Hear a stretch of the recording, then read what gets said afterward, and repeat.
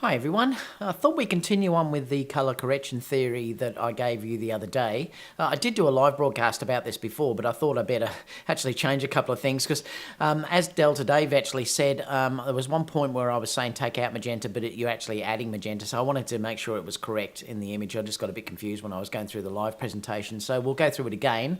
So I've got a few images that I can actually show you. Now just make sure that you do download that colour theory wheel that I gave in the previous talk about how to use or the colour theory video I put on YouTube. Make sure you do print that out because it does help you when you're going through some of these corrections to work out what to actually move, because a lot of people tell me they're confused about which dial they have to move or what they have to do. So I thought I'd take you through it.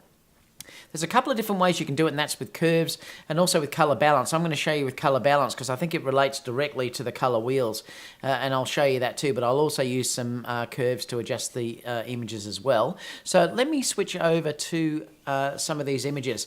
Now, if we're looking at this first one, you can see here on this first image, this is an image, I think it's probably the UK or somewhere in Europe anyway, but the issue with this image was it has a real green cast that's over the whole image itself.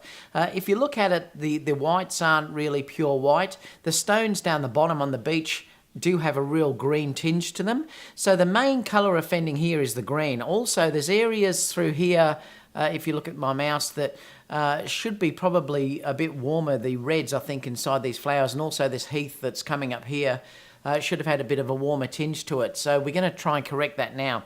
So what I'm going to do, I'm going to bring up the colour balance. And you'll notice straight away that the colour balance is going to match those colour wheels that I actually showed you down below. And you can see them on the left-hand side. I can't see them on my screen, but I've put them on the left-hand side for you. So you can see that the opposite to green is magenta. So if we want to take out some of this green, we're going to have magenta. We're going to have to add it. Now, the way to do that is to just basically come onto this dialog box, and you'll notice that the opposite to green is magenta. So it's the same as using that wheel when you're looking at the this here. So if you look at the green, the opposite to that is the magenta. So let me pull the magenta out and you'll see what will happen. So as I add magenta, if I come way over, you can see it gets quite warm, but it's going to be somewhere in between here that gives you that nice look where I'm starting to see the green taken out of this background, and it's now becoming a much more neutral type colour. So all down through here on the stones is now more neutral. I'm getting a little bit more warmth through here and through here. Now if I want to add a little bit more warmth, all I can do is I can come up to here and I can go the opposite to cyan, which is going to be red, and I can add a little bit of red back in to the image in those areas there.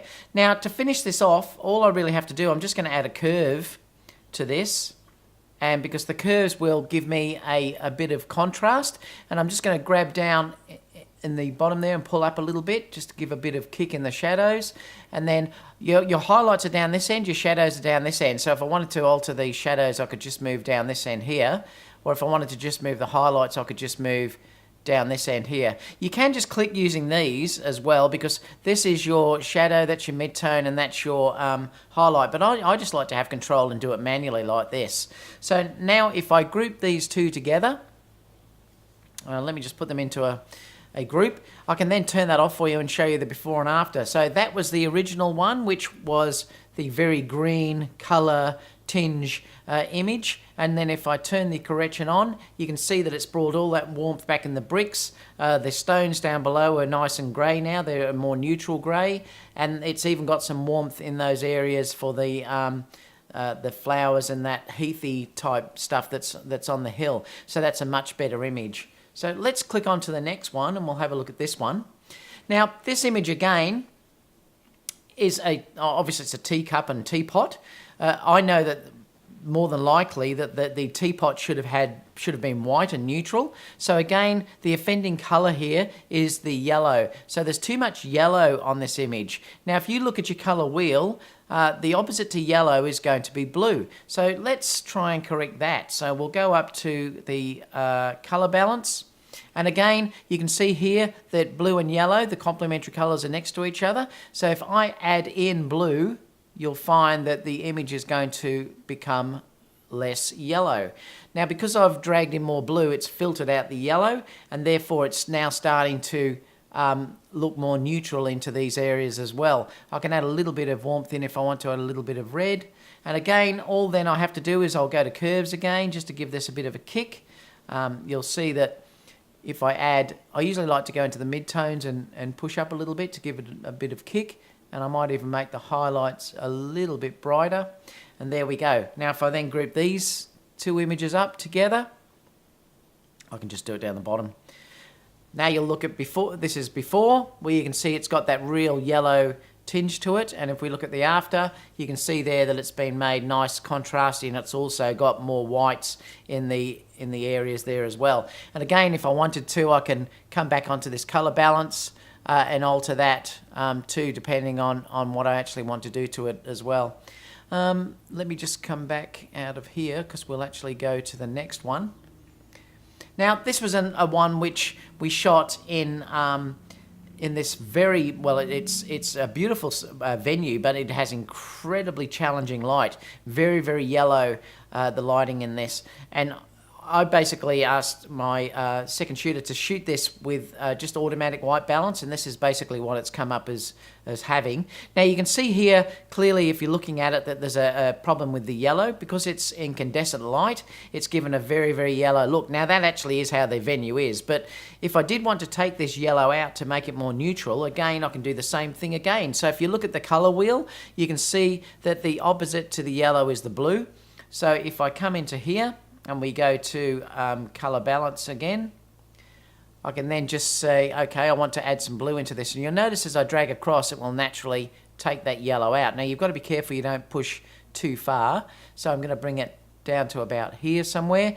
And it still is a little bit warm, so I may just put a little bit of cyan in to take a little bit of that skin tone out, and add just take out a fraction of green. I might leave the green where it is actually. Now I'm just going to add a curve to this as well. Again, I'm going to give it a bit of a kick there, and I might just bring the shadows up just to give a bit of contrast, like that. And again, if I select both of these and we put them into a group, I can then turn that off.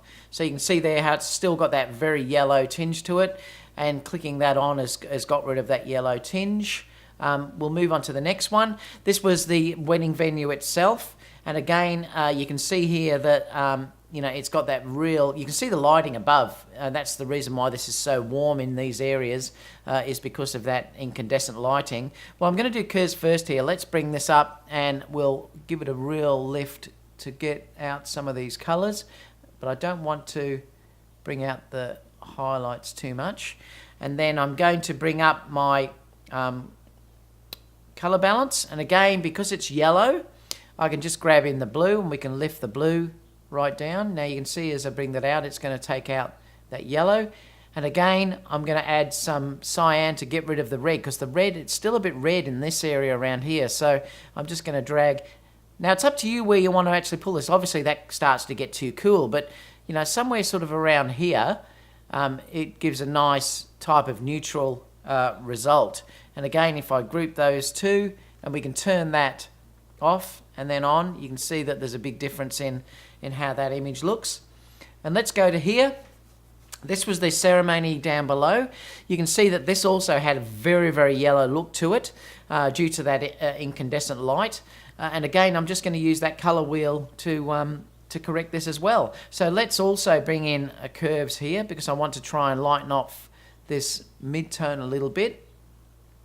And again, you've got to be careful that you don't, you know, destroy the ambient here, but I'm just showing you what you can actually do. And again, if I go to, say, my color balance, again, this is very yellow, so I'm going to drag in the blue to take that yellow away, and then perhaps just add a little bit of cyan. So I've added in blue, which takes out the yellow, and I've added a little bit of cyan, which takes away the red. And again, if I group those two images, you can see there that I've gone from that to that. So it's a really simple approach.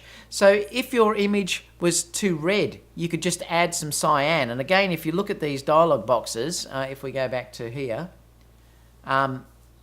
if you use that color wheel that I gave you. If the image was too red, you can add some cyan in, which will take out the red. If the image was too magenta, well, you can add green in. If it was too green, you could add magenta to take out the green. So it works the same way every single time, just using that color wheel. So if you have any questions about that, please leave them down below and I'll get back to you as soon as I can. I hope you really enjoyed looking at this. Let me know what your comments are about this and if you think it's been helpful to you. And I'll see you all again soon for the next video. So bye for now.